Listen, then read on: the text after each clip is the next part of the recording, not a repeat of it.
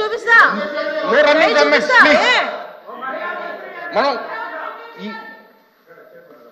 మనం ఎక్కువ ప్రశ్నలు ఉన్నాయి, ప్రశ్నలకు చక్కటి సమాధానం రాపించాలి, అందులో కొంచెం సమయంగా మీరు ఉన్నదని కోరుతున్నాను అధ్యక్ష. ఈ విషయంలో అధ్యక్ష సుమారుగా ముందస్తు చర్యల గురించి కూడా అధ్యక్ష అడిగారు. ఇవి ఆకస్మిక వరదలను ముందే చెప్పాము అధ్యక్ష. అయినప్పటికీ కూడా వర్షపాతం రోజు రోజుకి అంటే దగ్గర చూసుకుంటే అధ్యక్ష వర్షపాతం కూడా 800 రెట్లు పెరిగింది అధ్యక్ష.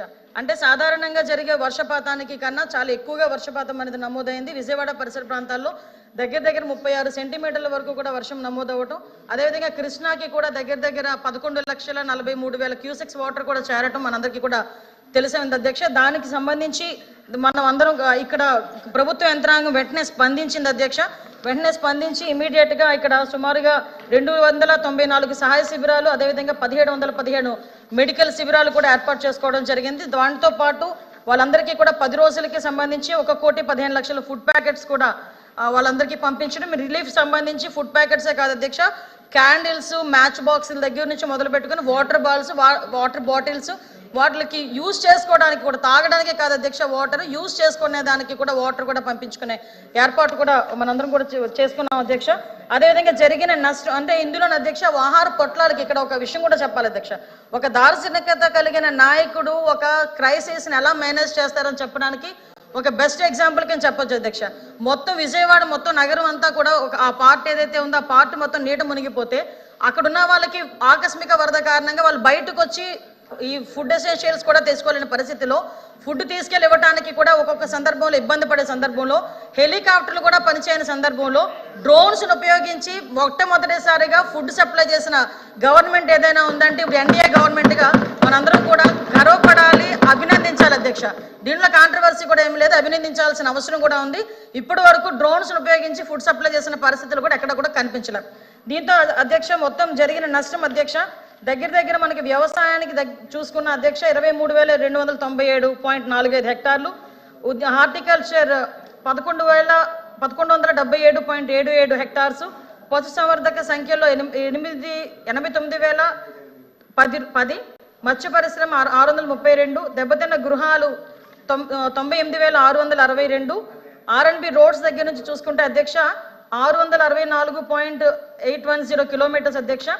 నెక్స్ట్ పిఆర్ రోడ్లు, ఆర్డబ్ల్యూఎస్ రోడ్లు అన్నీ కలిపి మనకు అంచనా ప్రకారం అధ్యక్ష మరణాల సంఖ్య 43 అధ్యక్ష. దానికి 2,15,00,000 రూపాయలు ఇచ్చున్నాము. గృహ నిర్మాణానికి సంబంధించి 204,36,78,000 రూపాయలు ఇచ్చున్నాము అధ్యక్ష. అదేవిధంగా అన్నిటికీ సంబంధించి 304,88,88,000 రూపాయలు మనం ఈ సహాయ నిమిత్తం ఖర్చులకి ప్రజలకు ఇచ్చిన పరిస్థితి ఉంది అధ్యక్ష. దీంతో పాటు మీకు తెలిసి చాలా ఖర్చులు ఉన్నాయి అధ్యక్ష. ఖర్చులన్నిటికీ సంబంధించిన పూర్తి ఇన్ఫర్మేషన్ అంతా ఇచ్చాము అధ్యక్ష. మరి వెండితో అరుణ్ కుమార్ గారు మాట్లాడతారండి. ఫస్ట్ సిగ్నేటరీ ఉన్నారు, సిగ్నేటరీ అయిన తర్వాత. ధన్యవాదాలు అధ్యక్ష. ఈ బుడమేరుకి కృష్ణా జిల్లా వాసిగా అధ్యక్ష 4 సార్లు వరద వచ్చింది అధ్యక్ష. 89లో వచ్చింది అధ్యక్ష, 95లో వచ్చింది, 96లో వచ్చింది, 99లో వచ్చింది అధ్యక్ష.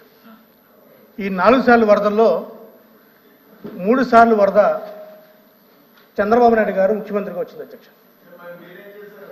2014లో ఈ బుడమేరు ఆధునీకరణ కోసం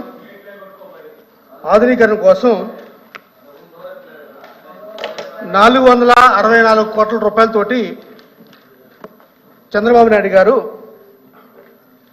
బుడమేరు ఆధునీకరణ చేపట్టారు అధ్యక్ష. 2014 నుంచి 2019 వరకు అధ్యక్ష ఈ బుడమేరు ఆధునీకరణ దాటించండి, మీ ద్వారా గౌరవ మంత్రి గారిని మీ ద్వారా గౌరవ మంత్రి గారిని అడిగేదంటే అధ్యక్ష, ఒకటి బుడమేరు ఇన్సిడెంట్లో ఈ డిజాస్టర్లో కేంద్ర బృందాలు బుడమేరుని ఫ్లడ్ రిలేటెడ్ ఏరియాని సందర్శించినప్పుడు వాళ్ళు వేసిన ఎస్టిమేషన్ ఎంత,